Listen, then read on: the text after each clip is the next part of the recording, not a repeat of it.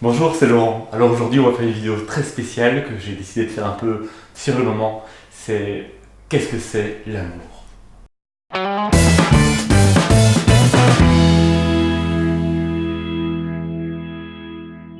C'est quoi l'amour? Alors comment je suis arrivé à cette question ce soir, là maintenant, en fin de soirée, il est très tard, il est 1 h du matin passé.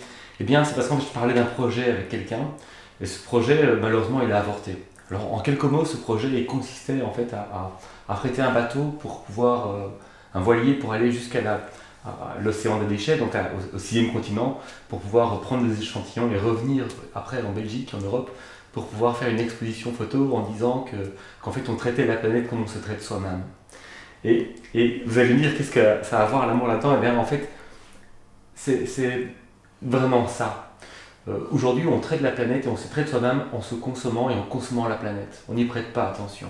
Et vous savez que, si je cite le Petit Prince, à un moment donné, il y a le Petit Prince qui arrive devant un endroit où il y a des milliers de roses. Et le Petit Prince est très triste parce qu'en fait, lui, il a aimé une rose et il se rend compte que sa rose qu'il a aimée et avec laquelle il a passé tant de temps, ben, sa rose en fait elle est ordinaire, elle ressemble aux milliers de roses qui sont là. Et plus tard dans l'histoire, il va rencontrer le renard, il va apprendre à mieux comprendre la relation qu'il avait avec sa rose et il va se rendre compte qu'en fait sa rose est unique au monde.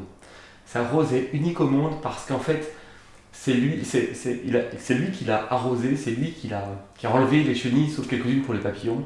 C'est lui qui a posé un globe de verre pour la protéger du vent quand il y en avait trop. C'est lui qui a écouté la rose se plaindre, ne rien dire. Et c'est tout le temps qu'il a consacré pour sa rose.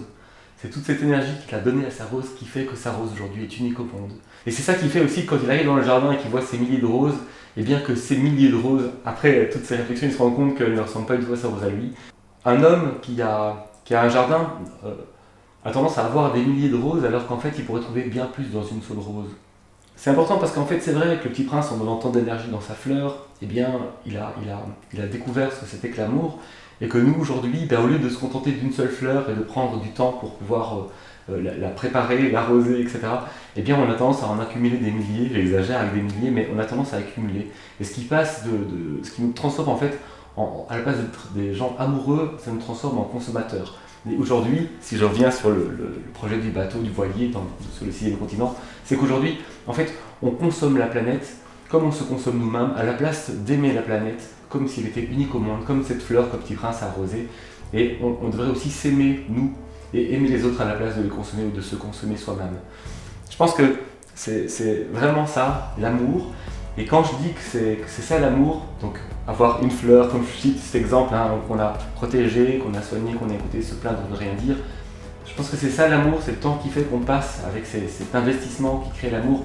Et bien sûr, on pense à l'amour du couple, et je pense que si vous cliquez sur cette vidéo, vous pensez à l'amour du couple, mais en fait, l'amour du couple, ce serait un point de vue limitant. Parce qu'en fait, on parle ici aussi de l'amour de la vie, de l'amour de l'autre, de l'amour de son collègue, de l'amour de son travail, de l'amour de ses projets, de sa passion, de soi-même. J'ai parlé de la planète, c'est aussi l'amour de la planète. Mais en fait, c'est pas réellement l'amour, c'est en fait la manière de vivre. C'est une manière de vivre, de ne pas consommer. Et c'est une manière de vivre qui vous permet d'aimer. D'aimer votre compagne, de votre compagnon, de vous aimer vous-même, d'aimer les autres. S'il vous plaît, ou la planète, s'il vous plaît, pensez à mon expédition au voilier qui n'aura peut-être jamais lieu puisque malheureusement ce projet a été avorté, puisque mes associés ou les gens qui pourraient investir n'ont pas, enfin, je n'ai pas pu atteindre le montant que j'avais besoin pour pouvoir le faire. Je le ferai peut-être plus tard, mais je voulais partir là-bas pour vous ramener des échantillons de mer polluée, pour vous montrer qu'on ne prend pas bien soin de la planète et qu'on prend de la même manière pas bien soin de nous.